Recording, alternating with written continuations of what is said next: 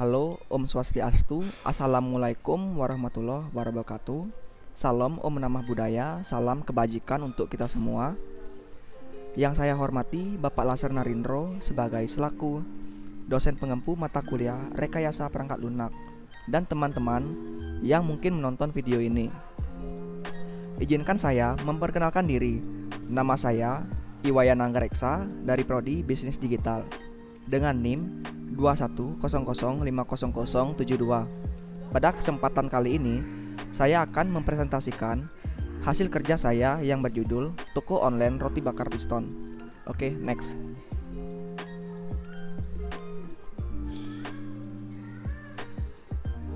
Adapun yang dibahas pada presentasi kali ini antara lain, yang pertama adalah latar belakang, yang kedua rumusan masalah, yang ketiga tujuan dan manfaat, yang keenam adalah tabel analisa kebutuhan pengguna, yang kelima flowchart diagram, yang keenam data flow diagram atau biasa disebut DFD, yang ketujuh entity relationship diagram atau biasa disebut IRD. Oke, next.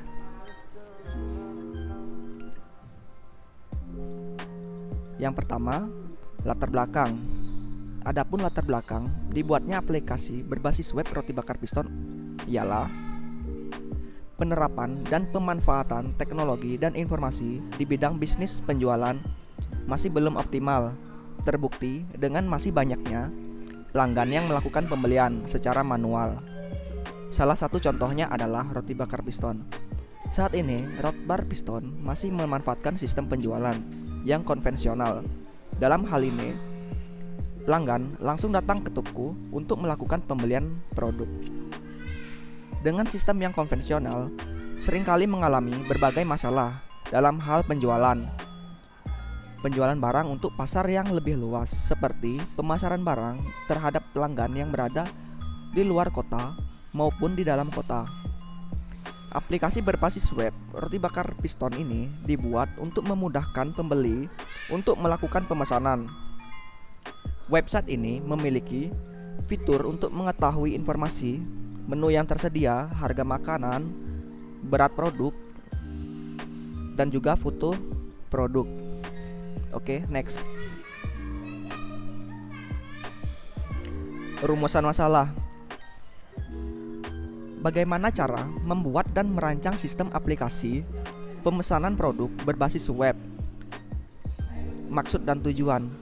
Maksud dan tujuan tugas ini adalah implementasi website roti bakar piston agar dapat memudahkan dan meningkatkan penjualan. Oke, next. Analisa dan perancangan.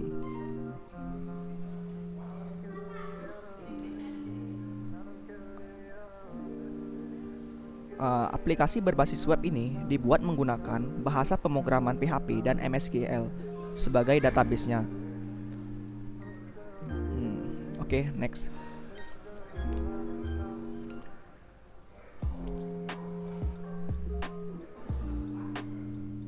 Di sini memiliki 3 aktor. Yang pertama ada admin, yang kedua ada sistem, yang ketiga adalah pembeli.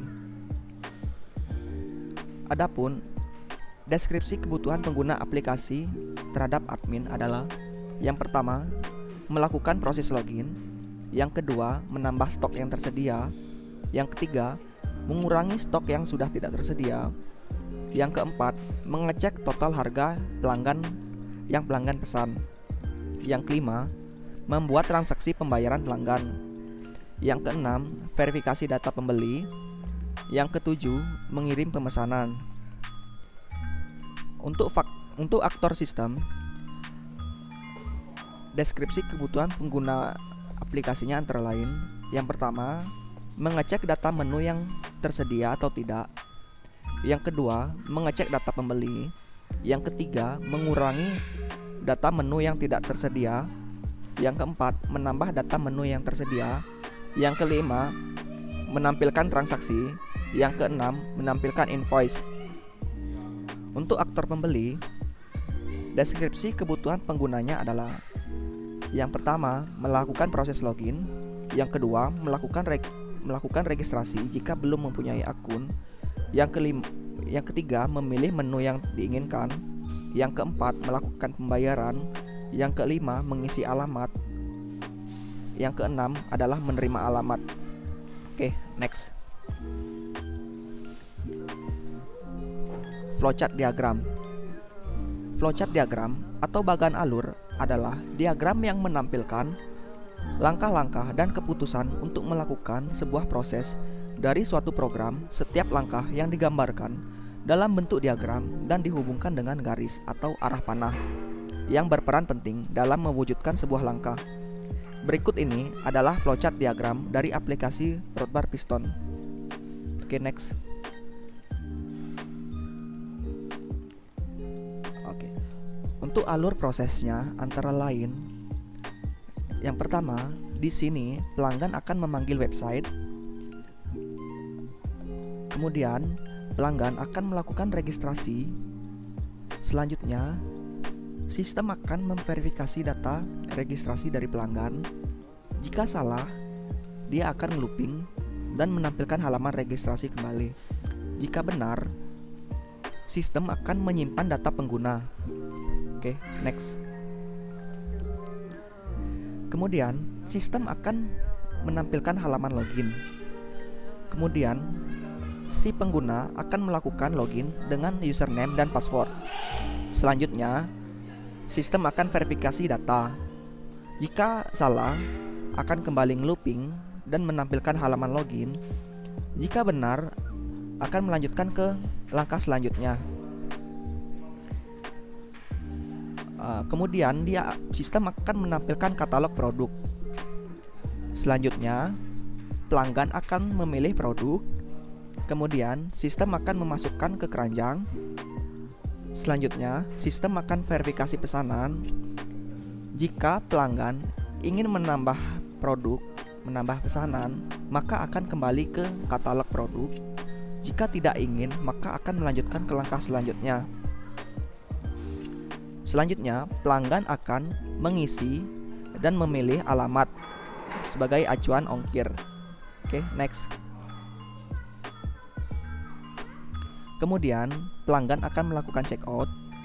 Selanjutnya, sistem akan mengirimkan invoice dan invoice akan diterima oleh pelanggan. Selanjutnya, pelanggan akan melakukan pembayaran. Kemudian, mengirim bukti pembayaran ke admin, dan admin akan memverifikasi pembayaran. Jika pembayarannya sudah masuk, maka akan ke langkah selanjutnya. Jika belum masuk, pelanggan akan diminta untuk melakukan pembayaran ulang. Oke, next. Kemudian, jika pembayarannya sudah masuk, admin akan mengemas produk. Selanjutnya, akan mengirimkan ke ekspedisi pengiriman. Kemudian, admin akan menginput nomor resi.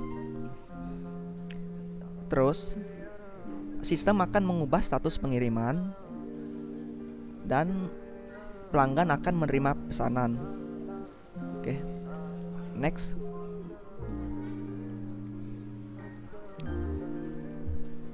Data flow diagram. Apa itu data flow diagram? Data flow diagram adalah alat pembuatan model yang memungkinkan proses profesional sistem untuk menggambarkan sistem sebagai suatu jaringan proses fungsional yang dihubungkan satu sama lain dengan alur data baik secara manual maupun komputerisasi. Berikut adalah data flow diagram level 0.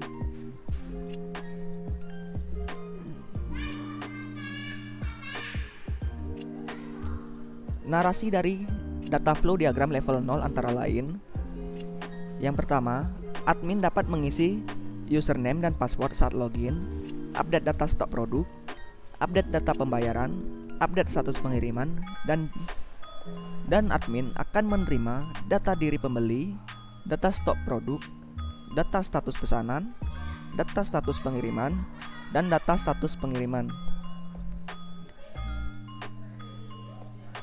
Pembeli akan mengisi data diri pelanggan saat registrasi, mengisi username dan password saat login, mengisi data pemesanan, upload bukti pembayaran, mengisi alamat pengiriman, serta menerima akun.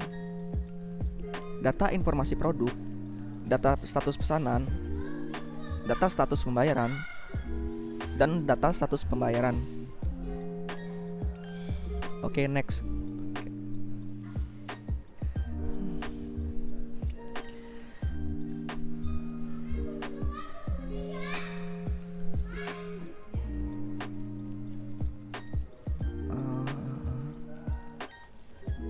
Di data flow diagram level 1, di sini kita bisa melihat mempunyai 5 proses. Yang pertama, proses pendaftaran pelanggan. Yang kedua, proses login pelanggan. Yang ketiga, proses pembelian dan penjualan. Yang keempat, proses pembayaran. Yang kelima adalah proses pengiriman. Pada DFD ini terdapat 3 entitas, yaitu admin atau penjual, pelanggan, dan sistem. Yang pertama, pada proses registrasi sistem, pelanggan akan melakukan registrasi, lalu admin akan menerima data pelanggan, dan sistem akan memasukkan ke tabel pelanggan, lalu tabel pelanggan akan memberikan data pelanggan ke sistem. Yang kedua,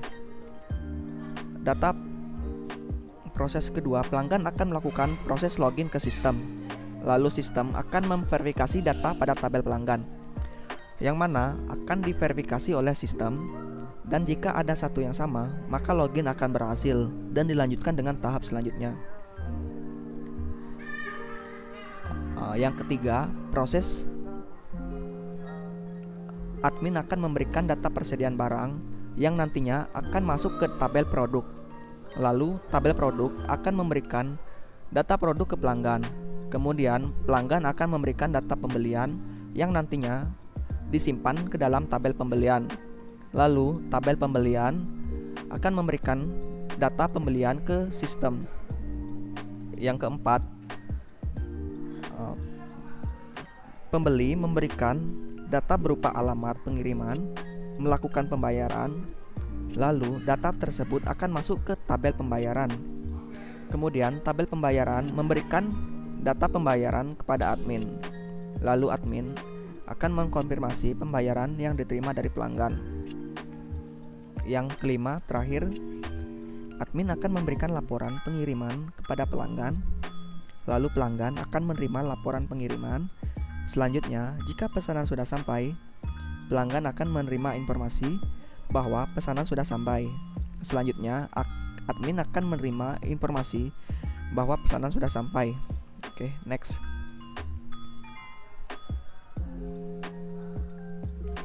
IRD atau Entity Relationship Diagram adalah model atau rancangan yang membuat database supaya lebih mudah dalam menggambarkan data yang memiliki hubungan atau relasi dalam bentuk desain. Dengan adanya IRD, maka sistem database yang terbentuk dapat digambarkan dengan lebih terstruktur dan lebih rapi. Oke, next. Narasi dari Entity Relationship Diagram atau IRD antara lain. Di sini, pertama, entiti pengguna memiliki 5 atribut, antara lain ID pengguna sebagai primary key. Yang kedua, email pelanggan. Yang ketiga, password pelanggan. Yang keempat, nomor telepon pelanggan. Dan kelima, nama pelanggan. Di mana satu pelanggan dapat melakukan banyak pembelian atau bisa disebut one to many. Yang kedua, tabel pembelian. Di sini pada tabel pembelian memiliki 5 atribut, antara lain ID pembelian sebagai primary key, ID pelanggan sebagai foreign key, ID ongkir sebagai foreign key. Yang keempat, tanggal pembelian. Yang kelima, total pembelian, di mana satu pembelian dapat memerlukan banyak produk atau bisa disebut one to many. Yang ketiga, entity produk memiliki 5 atribut, antara lain ID pengguna, ID produk sebagai primary key, nama produk, harga produk, berat produk, dan foto produk. Di mana Banyak produk bisa diisi oleh admin atau disebut many to one. Yang keempat, entity admin memiliki 4 atribut, antara lain ID admin sebagai primary key, username, password, dan nama lengkap, di mana satu admin dapat mengisi banyak produk atau disebut one to many. Yang terakhir, yang kelima, entity pembayaran memiliki 5 atribut, antara lain yang pertama, ID pembayaran sebagai foreign primary key. Yang kedua, ID pembelian sebagai foreign key. Yang ketiga, ada tanggal pembelian. Yang keempat, ada total pembayaran. Dan kelima, ada bukti pembayaran, di mana satu pembayaran dapat melakukan satu pengiriman atau one to one, dan satu pembayaran dapat melakukan satu pembelian atau one to one. Yang keenam, entity pengiriman memiliki 3 atribut, antara lain ID pengiriman sebagai primary, ID pembelian sebagai foreign key, dan ketiga, alamat pelanggan, di mana satu pengiriman dapat memerlukan satu pembayaran atau one to one. Oke, next. Baik, itulah hasil presentasi saya. Saya ucapkan terima kasih dan mohon maaf jika ada salah kata. Saya tutup dengan Paramasanti, Om Santi Santi Om. Wassalamualaikum warahmatullahi wabarakatuh. Salam Om Namah Budaya, salam sejahtera bagi kita semua.